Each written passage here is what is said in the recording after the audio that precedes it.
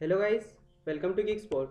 In this video, we'll see how to unhide a drive on your Windows machine using command prompt. So let's start.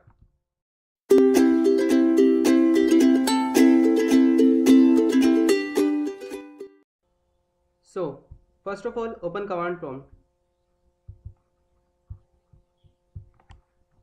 Now type GeeksPort and hit enter. If this dialog box appears, then select yes. Now type list volume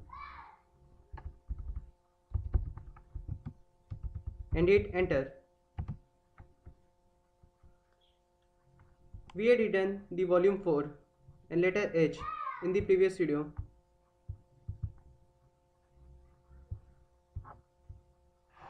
And in this we'll unhide that drive. So for that, select that volume. Select volume 4. Now just type assign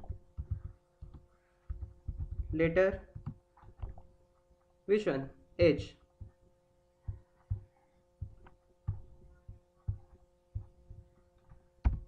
And hit enter. Now it is showing that disk path successfully assigned, which means that we had unhide the drive whose name is H. So let's check. Let me refresh it.